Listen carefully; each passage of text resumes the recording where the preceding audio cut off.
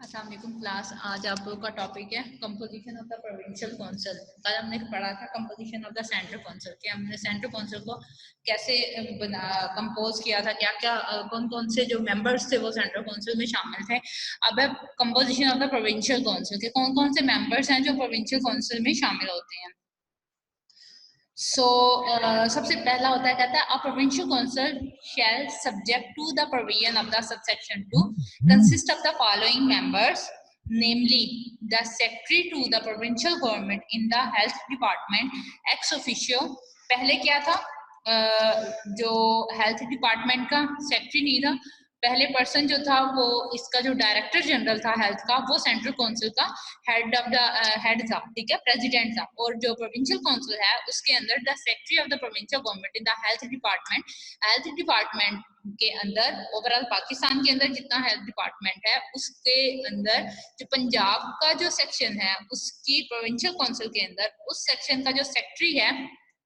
ठीक है, पंजाब में हेल्थ डिपार्टमेंट का जो सेक्रेटरी है वो पर्सन इसका एक्स ऑफिशियो मेंबर है। हु शैल अनलेस, यहाँ तक के provincial council appoint any other officers, इसके अलावा अगर ये पर्सन एक्स ऑफिशियो रहेगा, head of the provincial council रहेगा, एक्स ऑफिशियो रहेगा, until and unless और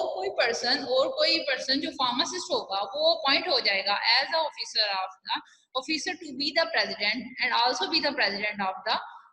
रिस्पेक्टिव काउंसिल्स, ठीक है, वो ऑफिसर्स रिस्पेक्टिव काउंसिल्स का मेंबर होगा, हेड होगा, ठीक है। सो वो कहता है the secretary of the provincial council का सेक्रेटरी उस प्रोविंस का, ठीक है, हेल्थ डिपार्टमेंट में उस प्रोविंस का जो सेक्रेटरी होगा वो एक्स ऑफिशियो मेंबर होगा unless the provincial government appointed, यहाँ तक कि प्रोविंशियल काउंसिल कोई और बंदा अपॉइंट कर लेती है as to be the officer of the to be the president, एक किसी और बंदे को ऑफिसर के तौर पर as officer as a president appoint कर लेती है and also be the president of the respective council, और वही शख्स जो होगा वो उसी काउंसिल का प्रेसिडेंट रहेगा जब तक कि वो कोई और पर्सन उसकी जगह हायर नहीं कर लेते सेक्रेटरी के अलावा। द ऑफिसर इफ एनी, कोई भी और बंदा जो अपॉइंट होगा अंडर द क्लास ए, देखिए स्मॉल छोटा सा ए उसने डाला हुआ है जहां से स्टार्ट किया हुआ है the secretaries of the provincial government, तो इसका मतलब है जो सेकंड क्लास है बी उसके अंदर ए की बात हो रही है। ए के अंदर कोई भी और पर्सन जो कि सेक्रेटरी के अलावा है वो प्रेसिडेंट हो सकता है काउंसिल का। कहता है 5 members to be nominated by the provincial government of home 1 shall be the officer of that government. 5 लोग नॉमिनेट किए जाते हैं प्रोविंशियल गवर्नमेंट में से, जिसमें से एक पर्सन जो होगा उसी गवर्नमेंट का ऑफिसर होना चाहिए और एक पर्सन जो होगा वो provincial branch of the Pakistan pharmacy association का मेंबर होना चाहिए। तो वो कहता है 5 मेंबर जो है वो 5 इसके मेंबर्स होते हैं, उसमें से एक मेंबर जो है वो उसी गवर्नमेंट का कोई उसी गवर्नमेंट का ऑफिस, यानी कि पंजाब अगर फार्मेसी काउंसिल है तो वो पंजाब का ही वो बंदा होना चाहिए, पंजाब गवर्नमेंट का ही वो बंदा हिस्सा होना चाहिए, एक वो पर्सन होगा। एक पर्सन वो होगा जो पीपीए का हेड होता है या पीपीए का मेंबर होता है और पीपीए की भी प्रोविंशियल ब्रांच का, यानी कि पंजाब फार्मेसी काउंसिल पंजाब में जो पर्सन है जो हेड ऑफ द पीपीए है पंजाब के अंदर, वो ही काउंसिल का हेड होगा। काइंडली आप सारे जो है ना वो अपना म्यूट कर लें। अच्छा, डिस्क्वालिफिकेशंस ऑफ द मेंबरशिप्स, तो इसकी कंपोजिशन में 5 लोग शामिल हैं और ऊपर जो सेंट्रल काउंसिल थी इसकी कंपोजिशन में 8 लोग शामिल हैं। लेकिन एक चीज जरूर याद रखनी है कि इनकी कंपोजिशन फिक्स नहीं है, चाहे वो प्रोविंशियल काउंसिल है या वो सेंट्रल काउंसिल है, उसकी कंपोजिशन फिक्स नहीं है, उसकी कंपोजिशन वेरिएबल है according to the need basis, ठीक है, ऑन द नीड बेसिस हम उसके काउंसिल के पर्सोनल्स को कम भी कर सकते हैं और ज्यादा भी कर सकते हैं। तो officers if any appointed under the class to be the president of the council, 5 members to be nominated by the provincial government of whom 1 shall be, 5 में से एक आदमी जो है वो उसी गवर्नमेंट का ऑफिसर है। 1 person to be nominated by the provincial branch of the Pakistan pharmaceutical associations, और एक जो होगा वो हेड होगा पाकिस्तान फार्मास्यूटिकल एसोसिएशंस का। डिस्क्वालिफिकेशंस क्या होती है फ्रॉम द मेंबरशिप? अब अगर कोई बंदा मेंबरशिप से डिस्क्वालीफाई कर जाता है तो कहता है the person other than the professor of the medical institutions of the pharmacy institution और an officers of the provincial government nominate under the class C class. अब देखें जहां वो 5 मेंबर्स की बात करता है वो क्लास सी है of the subsection 1 of the section 5। देखें क्लास सी जहां वो 5 मेंबर्स की बात करता है वो क्लास सी है। सेक्शन 1 जहां वो अपर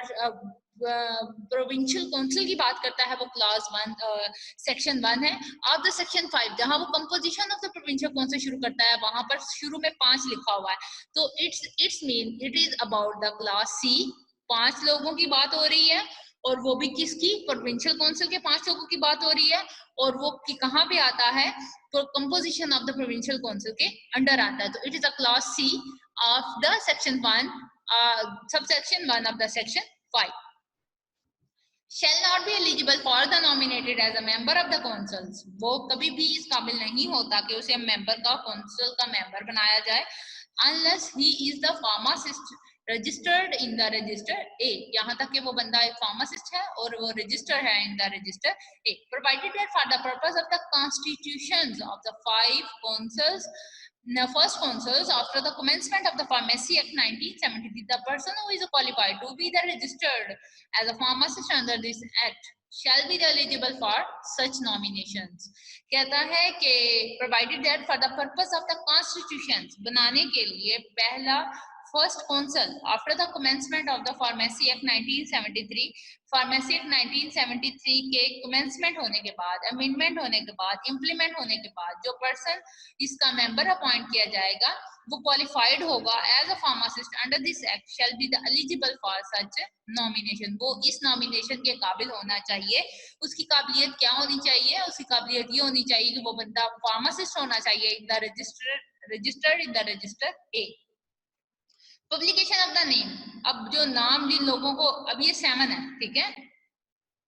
मेरे ख्याल से ये 6 है, अच्छा खैर। पब्लिकेशन ऑफ द नेम जो यहाँ तक हो गई कंपोजिशन दोनों की, ऊपर थी सेंट्रल काउंसिल की कंपोजिशन और अब है प्रोविंशियल काउंसिल की कंपोजिशन। एक बार फिर मैं गो थ्रू करवा दूं। Provincial council that is composed of the 5 persons, 5 लोग होते हैं और 5 का जो हेड होता है, पहली बात तो ये कि वो सेक्रेटरी होता है provincial government in the health department का। अगर वो सेक्रेटरी नहीं है तो फिर वो जो है वो फार्मासिस्ट होना चाहिए, लेकिन जो सेक्रेटरी होता है हेल्थ डिपार्टमेंट का वो एक्स ऑफिशियो होता है, जो फार्मासिस्ट होता है वो इसका ऑफिशियो मेंबर होता है। कहता है the officer if any appointed under the class ए, कोई भी ऑफिसर जो होगा वो अगर हम खुद से जो फार्मासिस्ट अपॉइंट करेंगे वो प्रेसिडेंट होगा काउंसिल का, 5 लोग उसके अंडर वर्किंग करेंगे, उन 5 में से एक जो होगा वो उसी गवर्नमेंट का ऑफिसर होगा और एक पीपीए का मेंबर होगा, लेकिन उसी प्रोविंस के अंडर, प्रोविंस से बाहर नहीं जाना। Disqualifications for the memberships are persons other than the professor of the medical institution of the pharmacy institutions or an officer of the provincial government nominate under the class C of the subsection 1 of the section 5 shall not be eligible for the nomination as a member of the council until he is the pharmacist registered in the register A. वो जब तक के pharmacist registered नहीं होता register ए में वो उसका member नहीं बन सकता। Provided that for the purpose of constitutions of the first council after the commencement of the Act 1973, the person qualified to be the registered as a pharmacist under this Act shall be eligible for such nomination। तो जो बंदा pharmacy act की बनने के बाद जो बंदा इसका अंडर एलिजिबिलिटी दिखाता है वही नॉमिनेट हो सकता है। पब्लिकेशन कैसे करते हैं इनके नामों की, सेंट्रल काउंसिल जो होती है वो पब्लिश करती है अपने ऑफिशियल गजट में name of the official titles of the members of the council. अपने ऑफिशियल गजट में वो मेंशन करती है कि कौन कौन से लोग हैं और उनको कौन कौन से डेजिग्नेशन दी हुई है, ठीक है। Terms of the office subject to the provision of the subsection 2, ठीक है, सबसेक्शन 2 के under members other than the ex officio member shall hold the office. कोई भी बंदा एक्स ऑफिशियो के अलावा, क्योंकि एक्स ऑफिशियो इज टेम्परेरी, वो किसी भी टाइम छोड़ के जा सकता है, ठीक है, उसके अलावा कोई भी दूसरा पर्सन जो है वो 3 साल के लिए